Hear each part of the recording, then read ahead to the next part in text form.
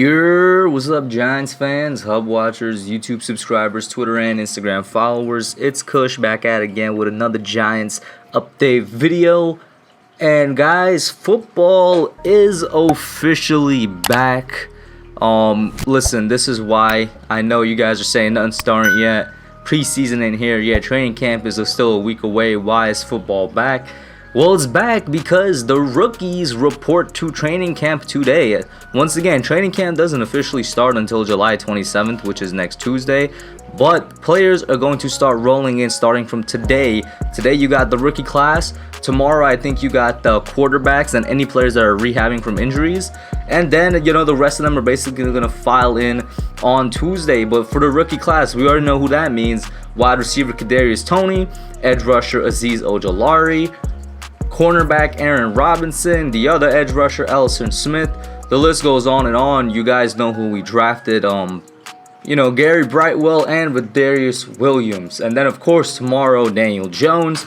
Players that are rehabbing for us. You already know we had a lot of injuries last year. So both of our edge rushers in Lorenzo Carter and O'Shane are going to tune in tomorrow, as well as many others.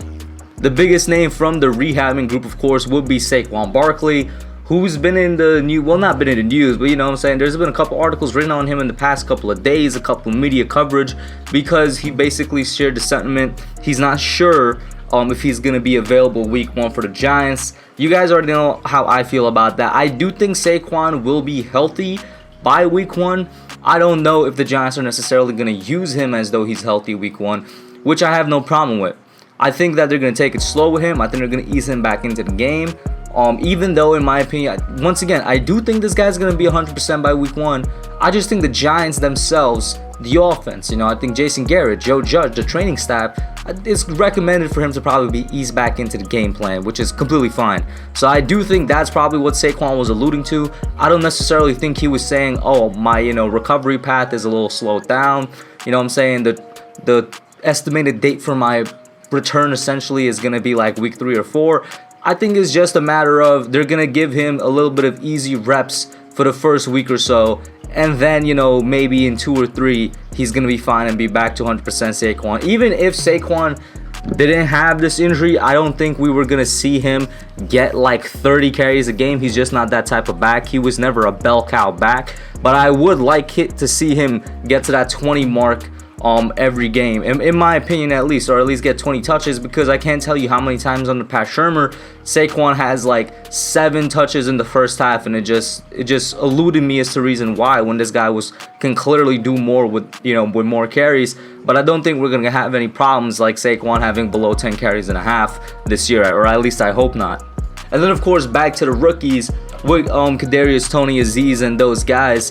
I'm very interested to see how these guys perform in actual training camp. Not rookie minicamp, not OTAs, but actual training camp. Now, this is where stuff starts to ramp up a little bit. This is where they start gearing a lot more towards NFL level of speed and play and whatnot. Now, of course, we're not going to see anything until Tuesday actually hits.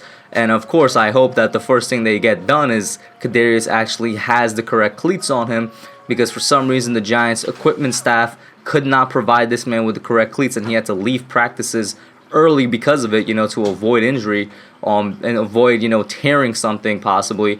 But that's the first thing the Giants need to get done, provide him with the correct cleats. And second, I do want to see, we won't be able to see it actually, unfortunately. I do want to hear from reporters and whatnot some actual coverage of this training camp, especially about our rookies. Now, during OTAs, for some reason, there wasn't as much coverage as there was in years past. I'm not sure if that was the Giants limiting what reporters could write, or even if the reporters had access to training camp and whatnot, or, if it was another reason. But we essentially don't really know anything about our rookies at the NFL level right now. Usually we'd see something like, oh, Kadarius was burning these guys in practice, or Kadarius couldn't even catch a ball today because he couldn't gain separation. Azeez, he looked good against our offensive tackle Matt Pert, or against our offensive tackle Andrew Thomas, or this man Azeez really needs to improve in his run defense or something like that. Starting Tuesday, we're going to have legit practices, and we'd be able to have some semblance of an idea about our rookies. And the general schedule for training camp would be next week. Starting at Tuesday, they'd have 4 practices. They got the day off on Sunday, and then they return the following week for 6 days. And it's going to go on like that, basically, according to GiantsWire.com. And of course, FanFest will be on the 11th. It's going to be the only open practice to fans. It's going to be a fully padded practice with announcers. Of course, we all already know about that. I'm going to be excited to see you guys there.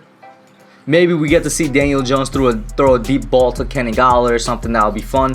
But that's really all there is to say about Rookie Report and whatnot today. And now we gotta talk about this guy Jabrill Peppers, as you know was obvious in the video. The Jabrill Peppers extension and the contract situation right now. I don't even know if it's right to call it a situation, because I feel like that has a negative connotation. It makes it sound as if there's problems or there's friction between Giants camp and Jabrill's camp. I completely doubt that, and we have no reason to believe that. But I do want to, state, I do hope the Giants re-sign this man, and I'm sure a lot of fans do, in fact. I mean, the best time, in my opinion, to re-sign him would be right now in the offseason, that there's going to be a cutoff date for his extension during the regular season. Whatever the case may be, please re-sign him now, and don't wait for him to potentially test his market value and try to re-sign him then, where it might be a bit harder. The Giants could definitely work out some way to get whatever cap they need to get Jabrill Peppers back on this team. I mean, just based off of all the cap manipulation that they did this offseason when we were supposed to have virtually none, I have confidence that they have the cap space to re-sign this man, and if they could figure out some way to do it. In fact, the only reason I could potentially think that the Giants don't want to bring Peppers back, honestly, is if they really think they could genuinely have success without him, and if they think that he's going to be easily replaceable.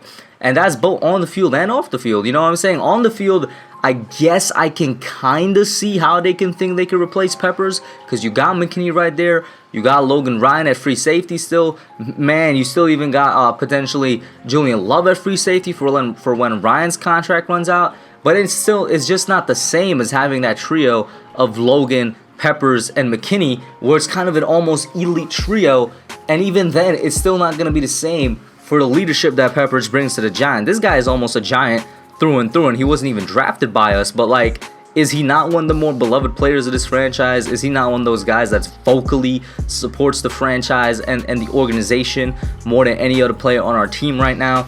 Jabrill Peppers is that guy, and I really don't want to see a similar situation to Landon Collins, where it's like we let Landon Collins' contract run out and we let him hit free agency and we let him walk. Now, of course, it's a different situation in a lot of ways, but we're talking two very similar players at the same position, and the Giants were in a place where they easily replaced Landon Collins. The chances of that happening again, though, or I don't know. I think they might be slim. And of course, we say it all the time. I say it myself. You gotta be attached to the team, not necessarily to the players. But I'm not gonna lie. Yeah, I have grown attached to Jabrill Peppers. This squad in general, I like it a lot. You know what I'm saying? If they do something good, it's gonna be a situation where I love this squad a lot, and it's gonna be one of my favorite Giants rosters of all time. They have the energy, they have the talent, they have the spirit of true New York Giants, and you just can't wait to see them hit the field and hit the ground running. But with Peppers, man, I do hope they figure something out before, I think, quote me if I'm wrong, it's usually around mid-season is when teams have to extend these contracts. And Jabrill definitely deserves an extension.